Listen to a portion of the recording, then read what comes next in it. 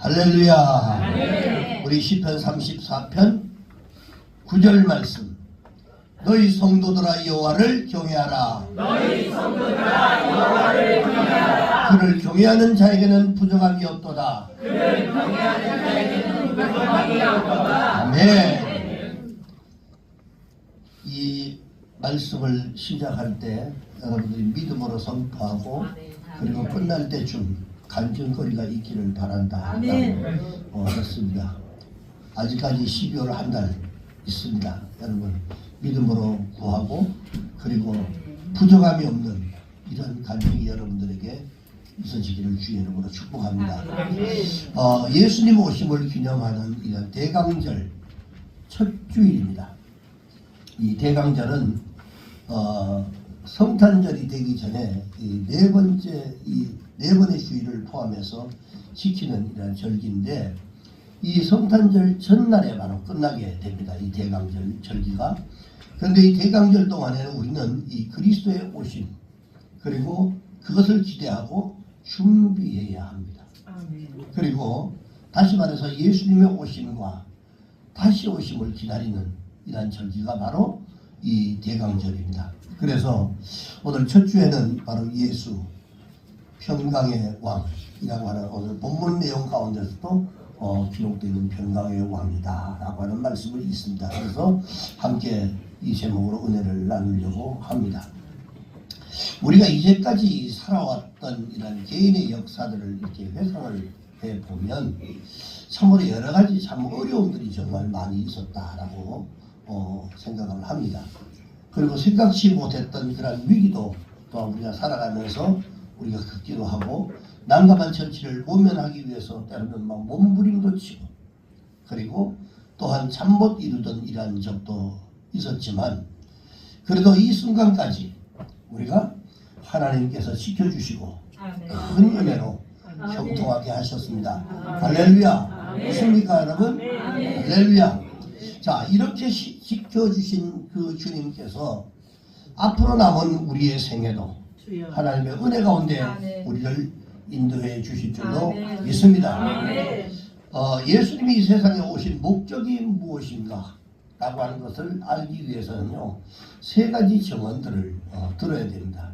첫 번째는 예언자들의 증언입니다. 그 예언자들이 이분이 오실 때 어떻게 오실 것이라고 하는 이런 예언을 하는데 이 예언자들의 증언인데 구약을 보면 수를 셀 수 없을 만큼 메시아로 오시는 이 그리스도의 탄생을 예언을 하고 있습니다. 그런데 탄생과 인격과 그분의 사역과 그분의 죽으심과 그리고 다시 부활하심과 그리고 승천하심 이 모든 그리고 다시 재림에 이르기까지 다 예언을 하고 있습니다. 구약에서. 이 캐논 헤이그라고 하는 사람이 이렇게 얘기를 합니다. 누가 500년 전에 셰익스피어가 태어날 것을 예언했는가? 그리고 누가 250년 전에 나폴레옹이 이 땅에 태어날 것인가를 예언을 한 사람이 과연 누가 있느냐?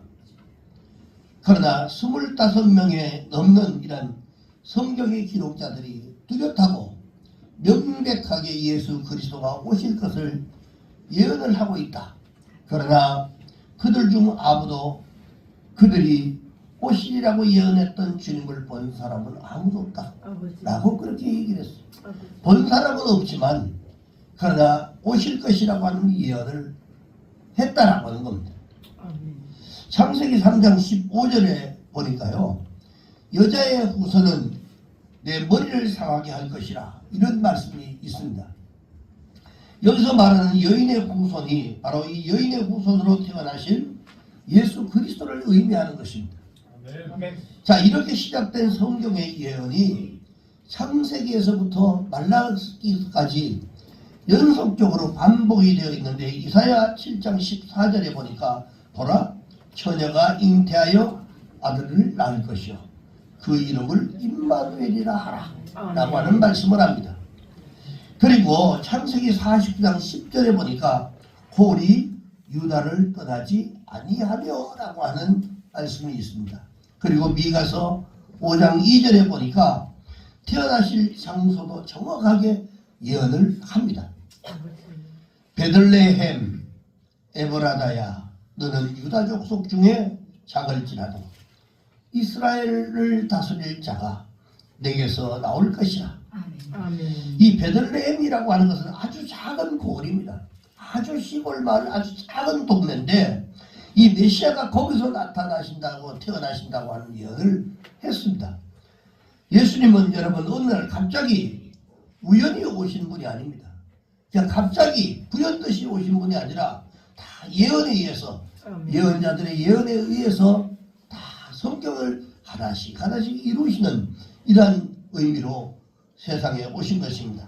그 다음에 두 번째는 사도들의 증언이었습니다. 함께 있던 그 사도들의 증언을 보면 복음서와 사도들의 서신을 보니까 예수님이 왜 이 세상에 오셨는가 라고 하는 이러한 명백하게 이것을 밝혀주고 있습니다.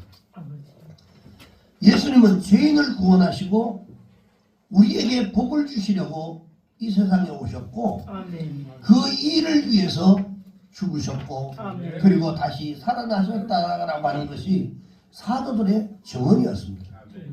그 다음에 세 번째는 예수님 자신의 증언을 우리가 들어보면 그분이 왜 어떻게 이 땅에 오셨느냐 무엇하러 오셨느냐를 분명하게 우리가 알 수가 있는데 그분이 말씀하시기를 나는 섬기러 왔다. 난 너희들을 위해서 대속물로 내 목숨을 주려 왔다. 잃어버린 자를 찾아가지고 너희들을 구원하러 내가 왔다. 라고 하신 이 말씀만으로도 왜 주님이 이 땅에 오셨는가를 우리가 분명하게 알 수 있습니다. 주님은 오신 목적이 분명했습니다. 여러분 일하는 목적과 사는 목적이 분명한 사람은요 아무렇게나 절대로 살지 않습니다. 왜냐하면 정해진 목적이 있기 때문에 그렇습니다. 매년 교회가 없는 동네에 하나씩 교회를 개척하여 짓겠다라고 하는 목표를 정했던 크리스찬이 있었는데 이 사람이 그 목표를 달성하기 위해서 무엇을 했냐면요. 목표를 정한 그날부터 새벽 기도를 시작했고 그 다음에 자기를 위해서 막 사용하던 지출을 줄이기 시작했습니다. 왜? 교회를 지어야 되기 때문에 작은 동네마다 교회를 지어야 되기 때문에 평소에 쓰는 대로 쓰면 그런 일을 할 수가 없기 때문에 목적을 가지고 있었기 때문에 그 자기의 지출을 줄이기 시작했습니다. 그리고는 열심히 일해서 자기가 경영하는 이런 회사를 점점 키워나갔습니다. 목적이 분명하고 여러분 이에 선하면 하는 일이 분명하고 선할 수밖에 없습니다. 여러분들도 어떤 일들을 할 때는요 분명한 여러분 목표가 있어야 됩니다. 그리고 그것을 위해서 목표를 정해놓고 일을 하셔야 돼요. 그러면 자꾸 자라나오거나 치우치질 않습니다. 정해놓은 생각을 가지고 그대로 가지 못할 때는 항상 보면 이 일로 왔다가 저 일로 왔다가 하면 이게 이 일이 잘 안 되는 거죠. 자, 그렇기 때문에 주님은 이 세상에 오신 목적이 너무나도 확실하고 분명했습니다. 그렇기 때문에 주님의 삶은 한 점 부끄러움이 없었어요. 그리고 흐트러짐이 없었습니다. 이럴 때는 기분이 좋을 때는 이렇고 그 다음에 기분이 나쁠 때는 똑같은 일이라도 이렇게 결정하고 그랬던 것이 아닙니다. 한결같이 분명한 이러한 부끄러움이 없는 이러한 삶을 살았습니다. 그래서 오늘 본문 이사야 9장에 보니까 메시아이신 이 그리스도의 탄생과 그리고 그의 사역에 대한 예언으로 이 구성이 되어 있는 것이 바로 이 이사야서 9장입니다.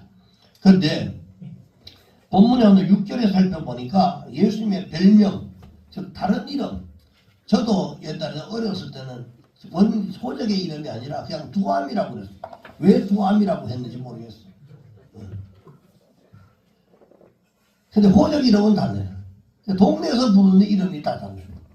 근데 예수님도 마찬가지입니다. 하나의 별명이라고 하는 즉 애칭인데 다른 이름을 이렇게 쭉 열거가 되어 있습니다. 본문에도 보니까 예를 들면 7장 14절에 보니까 임마누엘, 그 다음에 오늘 본문에 6절에 보니까 기묘자, 그 다음에 모사, 전능하신 하나님, 영존하시는 아버지, 평강의 왕이라고 이렇게 기록합니다. 자, 우리는 오늘 이 평강의 왕이신 예수 그리스도를 우리가 생각하고 다시 한번 경배와 찬양을 드려야 할 줄로 믿습니다. 오늘 본문은 오실 예수님이 하실 일들을 밝혀주고 있는데 그 첫 번째 하신 일이 뭐냐면 바로 흑암을 물리친다라고 얘기를 하고 있습니다.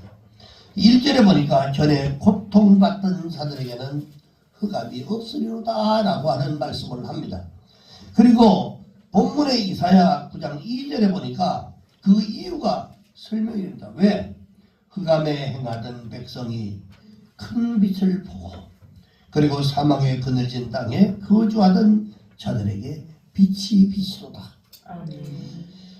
그리고 창세기 1장 1절과 2절에 보니까 이렇게 말합니다. 하나님께서 빛을 창조하시기 전에 세상의 모습들을 기록을 해놓는데 2절에 보니까 땅이 혼돈하고 공허하고 흑암이 깊은 가운데 있었다.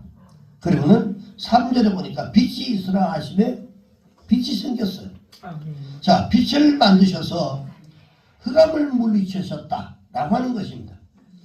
이 본문의 이 경우도 죄와 절망과 죽음의 그 흑암에 빠져있던 신음하고 살던 사람들을 위해서 빛을 비춰주심으로써 살 길을 열어주셨다라고 하는 것을 우리가 여기서 볼 수 있습니다. 바로 그 빛이 예수 그리스도입니다. 여러분, 주님은 요한복음 9장 5절에 보니까 나는 세상의 빛이라 라고 말씀하셨고, 그리고 요한복음 1장 4절에 보면 그 안에 생명이, 빛 안에 생명이 있었으니 이 생명은 사람들의 빛이라고 이렇게 말씀합니다. 그리고 오늘 본문 1절에서 5절에 보니까 이런 말씀을 기록하고 있습니다. 전에 고통받던 자, 흑암에 행하던 백성, 그리고 사망의 그늘진 땅, 무겁게 맨 멍에, 어깨에 채찍, 압제자의 막대기, 피 묻은 겉옷 이라고 하는 이 말씀이 기록되어 있는데 고통과 흑암과 사망과 멍에, 채찍, 압제, 피 이런 것들은 다 사람을 괴롭히는 것들입니다. 자, 이스라엘 백성들이 애굽에서 겪었던 고통이 바로 그런 것이었고요. 그리고 이 광야에서 겪었던 고통들이 바로 그런 것이었고, 아수르와 바벨론의 이런 그 침략으로 나라가 완전히 망하고 포로로 끌려가서 겪었던 고통이 바로 그런 것들이었습니다. 어제 밤에 제가 여기서 교회에서 슈퍼를 만들어 놓고 12시 넘어서 들어갔는데, 가서 TV를 딱 켰는데 EBS에 뭐가 하냐면 코바디스라고 하는 영화, 우리가 잘 아는 그걸 거의 아마 끝부분이었어요. 근데 그걸 잠시 이렇게 보는데 거기서 하나님을 섬기던 사람들, 예수 그리스도를 섬기던 사람들, 이런 사람들을 전부 다 원형 경기장 안에다 묶어놓고 불을 질러가지고 화형을 시키는데, 그걸 견디는데 막 어떻게 할 줄 몰라. 근데 그들이 그 화형 막 불이 올라오는 그 뜨거운 열기 속에서 이구동성으로 전체가 하는 얘기가 뭐냐면, 오 주여, 우리가 이 불, 이 어려움, 이 환난을 견딜 수 있는 우리에게 힘을 공급해달라고. 그렇게 일제도. 그러니까 고백을 하면 그냥 그걸 살려주는데 우리가 이 환난을 이길 수 있는 힘을 달라고. 그렇게 아우성치면서 소리 지르면서 전부 다 세상을 떠납니다.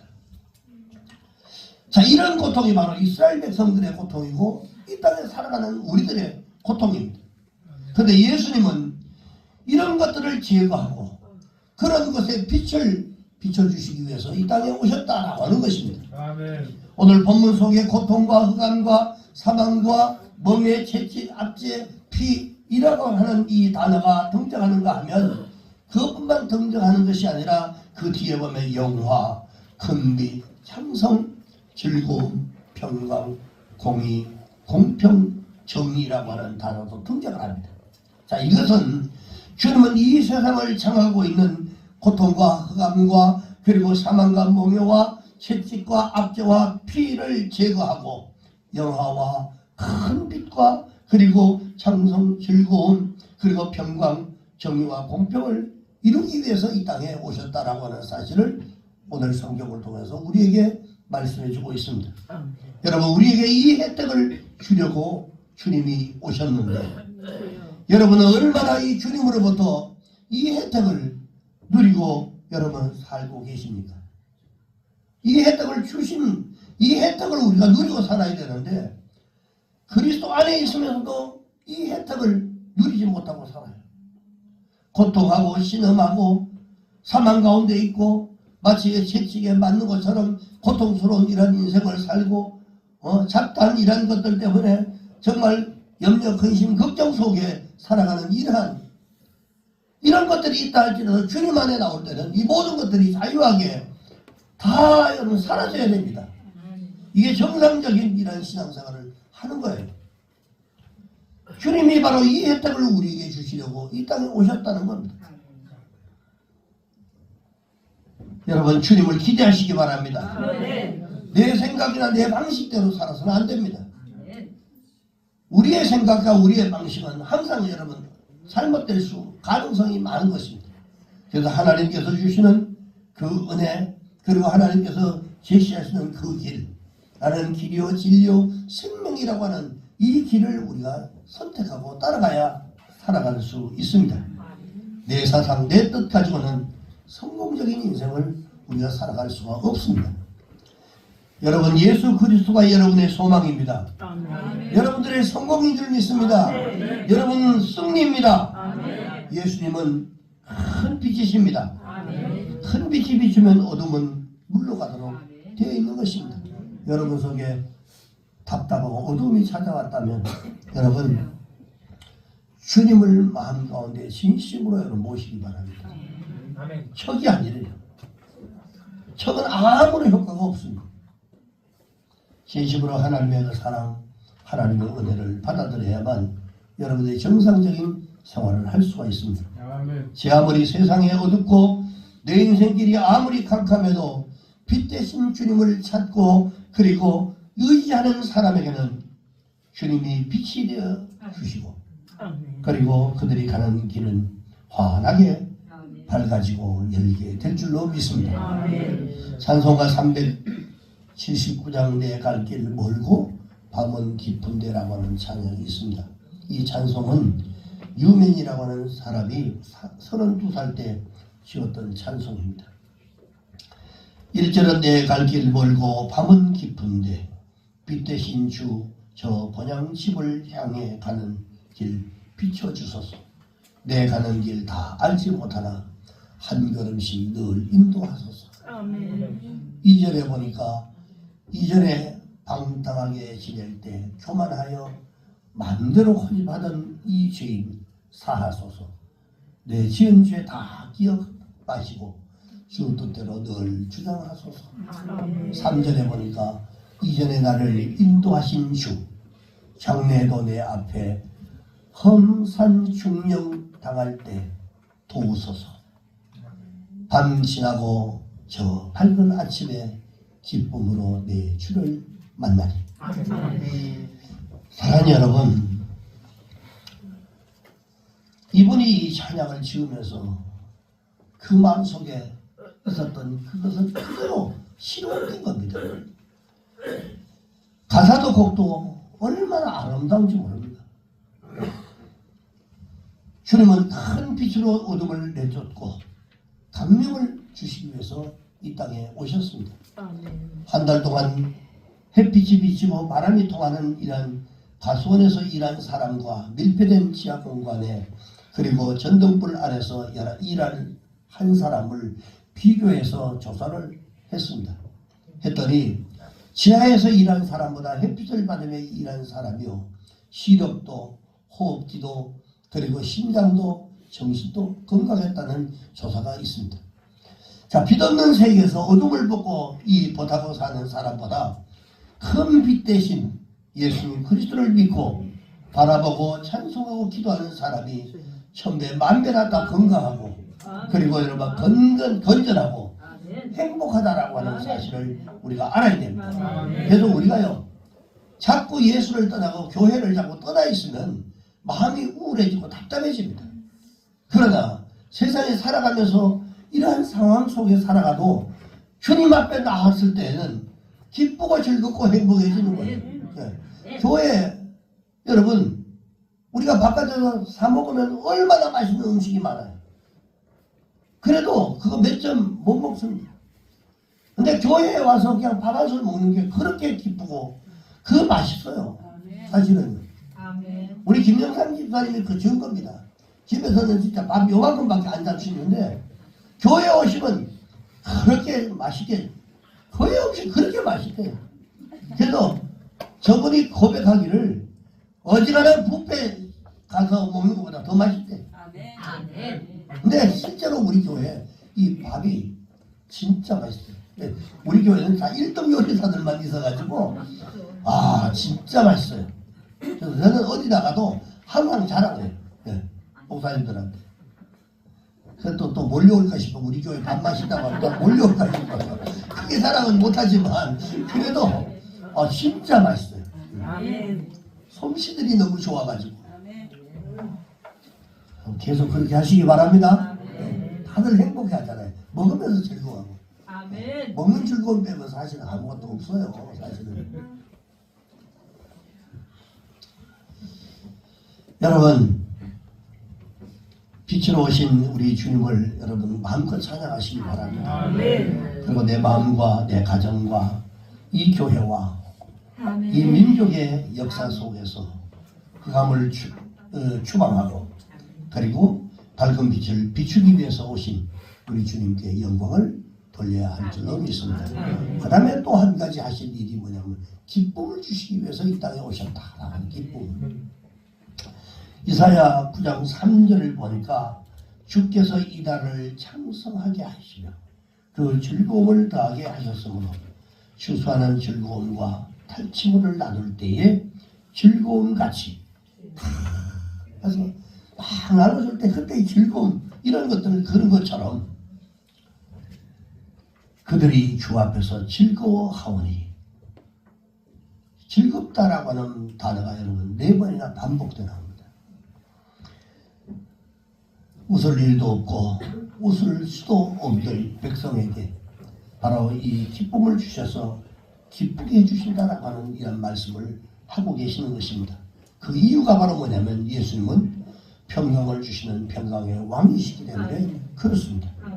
세계 역사를 보니까 평화를 만든 지도자가 있고요. 전쟁과 또한 살상을 조장하고 부추긴 지도자가 있습니다.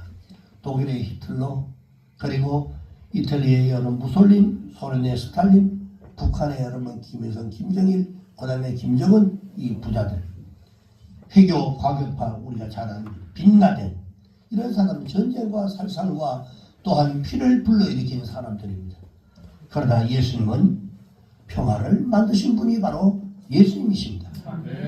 예수님의 복음이 들어가면 가정도 이 사회도 그리고 국가도 평화로워지는 것입니다. 여러분 이유는 예수님은 평안을 주시는 분이시기 때문에 그렇습니다. 그래서 요한복음 14장 27절에 보니까 주님은 평안을 너에게 끼치노니 곧 나의 평안을 너에게 주노라. 내가 주는 것은 세상이 주는 것과 같지 아니하니 너희는 마음에 근심하지도 말고 두려워하지도 말라. 신경 안정제와 여러 수면제를 여러 주머니에 넣어가지고 다녀야 하는 우울 환자가 있었습니다. 약물 치료도 받고 한방 치료도 받고 그리고 입원 치료도 안 해본 일이 없었습니다. 그러나 그 어떤 치료도 불면증 그 다음에 불안처조 증세를 치료하지 못했습니다. 그래서 생각하다 못해 그 길은 내가 가야 되는 한 길밖에 없다. 죽기로 결정을 합니다. 죽기로 결정하는데 3개월이나 걸렸습니다. 3개월. 죽는다는 게 쉬운 게 아니죠. 네. 막상 죽기로 결정을 했는데 걸리는 문제가 또 한두 가지가 아니에요. 어떻게 죽느냐. 어떻게 죽느냐. 내가 자살을 할까, 목을 매질까, 뭐 약을 먹고 죽을까, 뭐 어떤 거 이런 문제가 막 또 복잡해. 그래서 그것도 이제 결정이 됐지만 어디서 죽느냐가 또 그것도 또 걱정거리가 됐대요. 그래서 뭐 그것만뿐만 아니라 내가 언제쯤 내가 죽으면 좋겠냐, 언제 죽느냐, 이런 것들이 또 문제야. 아, 죽는데 그냥 뭐 죽으면 되는데 아주 계획성이 있었던 사람인 것 같아요. 한강에 뛰어내리느냐, 달리는 차에 뛰어드느냐, 그리고 수면제를 먹냐, 수면제를 먹기로 하고 이 약국 저 약국을 다니면서 치사량을 구입을 하기 시작합니다. 그리고 어디서 죽느냐, 안방에서 죽을까, 아니면 화장실에서 죽을까, 서울역에서 죽을까, 남산공원에서 죽을까, 여기저기 생각하다가 동네에 있는 조그만한 교회로 결정을 했어요. 왠지 거기가 좋을 것 같은데. 그래서 언제 죽느냐, 그거는 때를 보아가면서 결정하기로 했답니다. 자, 그러던 어느 금요일날 저녁에 갑자기 마음속에 죽어야 되겠다, 이런 생각이 들었대요. 그래서 생각이 들어가지고 동네 교회를 찾아갔습니다. 불이 캄캄하게 꺼져 있었어요. 그런데 들어가니까 문을 열고 들어가는 순간 그냥 깜짝 놀라 뒤로 넘어질 뻔했대. 왜? 통곡 소리, 악쓰는 소리, 외치는 소리가 교회 안에서 가득가득 메우고 있었대. 불을 켜놓고 아마 통성기도 하는 시간이었나 봐요. 아, 그걸 보고는 자기처럼 한 많은 사람들이 여기에 다 모였구나. 서럽고 죽고 싶은 사람들이 모여서 악을 쓰고 울며 있는가 보다 라고 생각하고 뒷자리에 슬그머니 앉았대요. 그날 그 시간 그 교회는 철야기도를 하고 있었습니다. 그날 저녁 그녀는 그 자리에서 은혜를 받아버렸습니다. 그리고 죽을 이유도 없다는 것을 발견을 하게 됩니다. 성령이 그 마음을 사로잡은 거죠. 앞에서 악쓰고 막 소리 지르고 울고 불고 하면서 그 내뱉는 그 기도 소리에 듣고 가나 듣고 해서 자기도 막 괜히 옆에서 우니까 자기도 막 울먹이고 막 속이 막 니끌니끌하고 그러면서 들려오는 소리에 그냥 뭉클뭉클 가지고 은혜가 됐습니다. 그래서 그녀는 그날 밤 잃어버렸던 평안을 찾았습니다. 평강의 왕이신 주님께서 그녀의 마음과 생명과 구원과 평강을 그 마음속에 부어주신 거예요. 아멘. 예수 믿고 달라진 것이 무엇이냐고 물으면 대부분의 사람들이 마음이 편해졌다. 그랬던 경우부터 내가 마음이 너무 편하다. 우리 장모님 같은 경우는 내가 머리가 아팠던데 머리가 안 아프다. 뭐 각가지 사람들이 있지만 그러나 마음이 그렇게 편안하는 게 보통 사람들이 하는 소리입니다. 그리고 평안은 여러분 무엇이냐면 구원받은 증거입니다. 주님 앞에 나와서 내가 마음이 편하다라고 하는 것은 이 구원받은 증거입니다. 그 평강을 주시려고 주님이 이 세상에 오셨던 겁니다. 작가 게오르기오라고 이 게오르기오 이 발음이 굉장히 어렵네요. 이 사람이 이런 얘기를 했습니다. 하나님의 인간적 얼굴이 어떤 것인가를 보여주려 우리의 형상대로 사람의 형상으로 뭐 이렇게 성경에 말하는데 도대체 하나님은 어떻게 생겼을까? 라고 하는 사람들을 마음 가운데 궁금증을 풀어주려고 이 하나님의 인간적인 얼굴이 어떤 것인가를 보여주기 위해서 예수님을 인간으로 태어나게 하셨다라고 하는 말을 했답니다. 문제는 그 평강의 시간성입니다. 하루나 이틀 반짝한 이런 평강이냐 아니면 영원한 평강이냐라고 하는 것입니다. 본문 7절에 보니까 그 정사와 평강의 더함이 무궁하며라고 하는 말씀을 하고 있고 그리고 지금 이후로 영원이라고 하는 말씀을 표현합니다. 우리가 예수 그리스도를 영접하는 그 순간부터 그 이후부터는 진실로 그분을 내 마음속에 모시면 영원토록 그 평안을 우리가 누리고 살아갈 수가 있다라고 하는 것이죠. 날마다 더하며 그리고 무궁하며 영원하다라고 하는 사실을 우리에게 말씀해 주고 있습니다. 참으로 놀랍고 감사한 일이 아니겠습니까? 여러분 히브리서 13장 8절에 보니까 예수 그리스도는 어제나 오늘이나 영원토록 동일하시느니라. 날마다 더하고 영원하시다는 점을 여러분 주목해야 됩니다. 그래서 믿을수록 좋고 가까이 할수록 행복하고 그리고 부를수록 평안한 예수 그리스도 평강의 주 예수 그리스도 그 주님의 성탄을 함께 기뻐하며 영광과 존귀를 올려드리는 여러분 되시기를 주의 이름으로 축복합니다. 기도하겠습니다.